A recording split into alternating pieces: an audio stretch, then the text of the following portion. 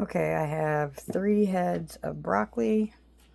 I have 1 batch of carrots and pretty much almost a whole thing of celery. I've already cleaned all of this, so I'm going to go ahead and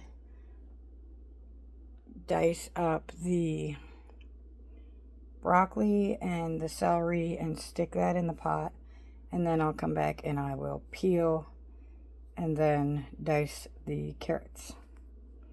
So we'll be back shortly. All right, well, there's the broccoli and here's the celery. So I'm going to go ahead and add them to the pot, and then I will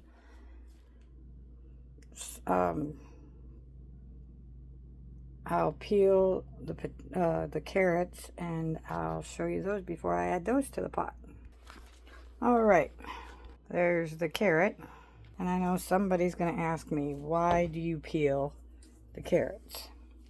Well, I peel carrots the same way that I peel sweet potatoes, and the same way that I'm going to peel the beets is because they are root crops.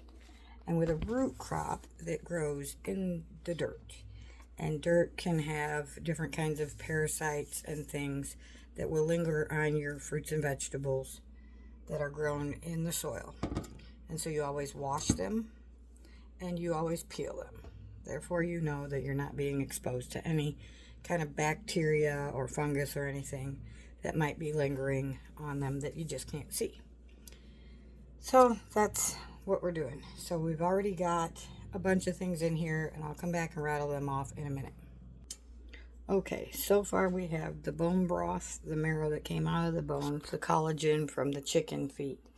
We have sweet potatoes, cauliflower,4 beets. I'm not going to add the greens to these beets. I'm actually going to feed those to my worms.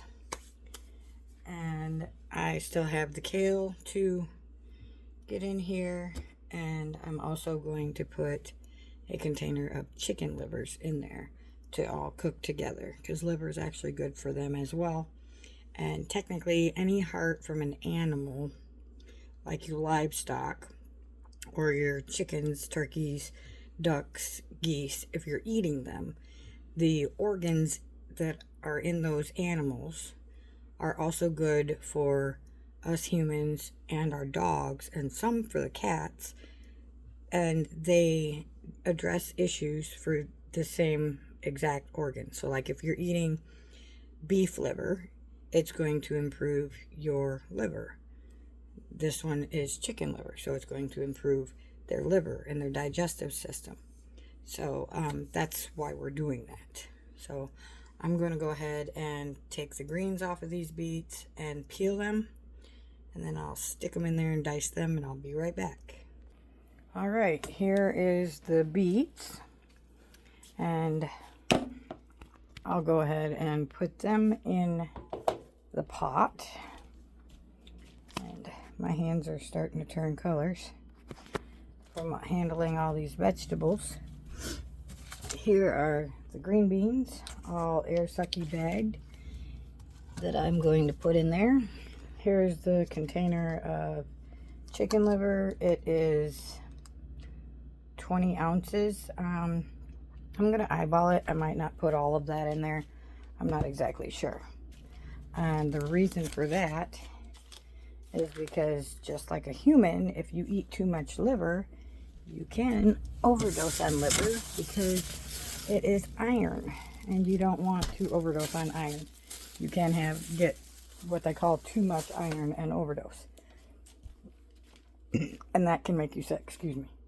So I'm going to go ahead and throw these beets in, toss these green beans in, probably stir it up a little bit to make sure everything fits in there. Put the chicken livers in there, and then I'm going to, I think I might be able to dice the kale. It's soft, so we'll probably dice that too and throw that in there. So I'll be back shortly. All right, here's the kale. I'm gonna add that in there, and because the pot is starting to get full and there's not as much liquid in there, I will go ahead and add some water to it, and then I will let it cook for probably an hour or so. I don't know, on low. I'll just cook it so it can cook down and get everything nice and cooked and soft, and then I'll come and show you probably I'll just take a picture and show you what it looks like after everything has been cooked down, because I do have a couple other things to do, and I can't have my phone sitting on pause for too long. One, it'll shut off. Two, I have other things to do and some research to do.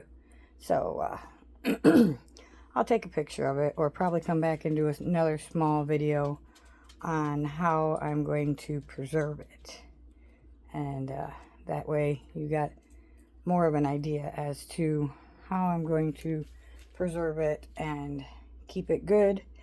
And that's what they're going to have for dinner. So sorry about that lighting. So we'll do a part 3 on this after a while. Now I have to get started on the dinner. So thank you for watching. If you enjoyed this or it was interesting, please make sure to give me a thumbs up. Subscribe to my channel for all the other crazy things that I have in mind to do videos on. Remember, you are someone, you do matter. I love you, and we will see you on the next video. Until then, ciao now.